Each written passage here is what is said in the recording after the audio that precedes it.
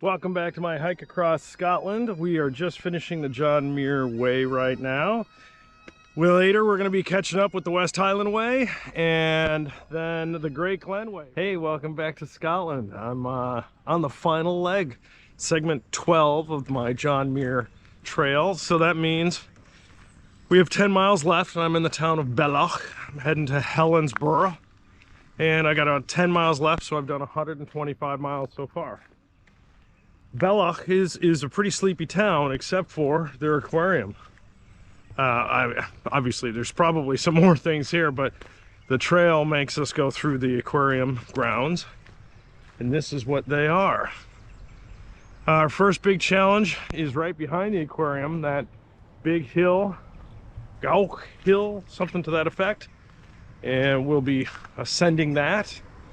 And then we've got a little valley behind it and a little hill, and then down to Helensburgh.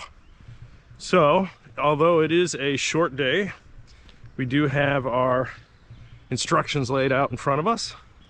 And when we get up there, let's hope that the cloud ceiling goes a little higher so we can get better views. All right, let me tell you a story. We are climbing up the mountain here, and this is called the Stony Mollin Road by the locals. And you can get the stones pretty easily. However, the government calls it Stony Mollin. The locals call it Coffin Road, which is the original use of this pathway.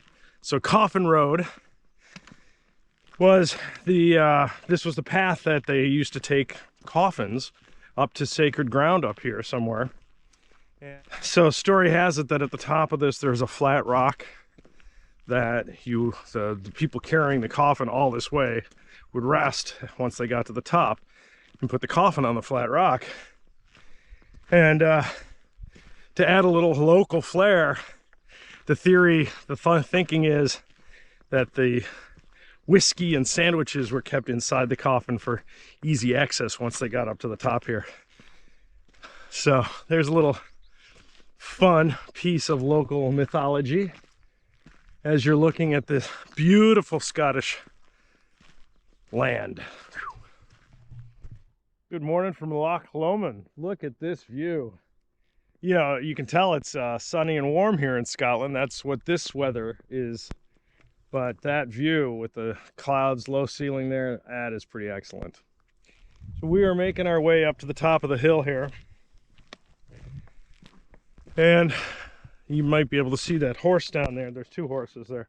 So, you know, I'm from Chicago originally, right? This is unworldly to me. They're Scottish, and it's a dad and his girl. And it's the first time a girl's been on a horse. It looks like she's being toured, and he's taking photos.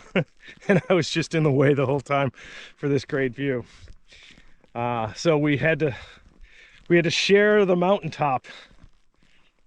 I hope there's a lot more of this on the West Highland. You know, this is the thing that gets people on the West Highland. So we're going to finish up John Muir today, actually in about 2 hours, 3 hours. Thanks for joining in for my trek coast to coast, east to west across Scotland on the John Muir Way.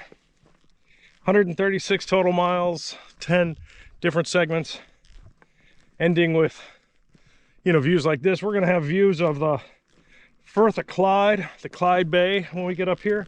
That's where Helensburgh is, and that's the bay that John Muir and his family jumped on a seaworthy boat to the United States, and he made history in the United States with Yosemite and the National Park System after a small stint in Wisconsin. And that is a quick history lesson on John Muir.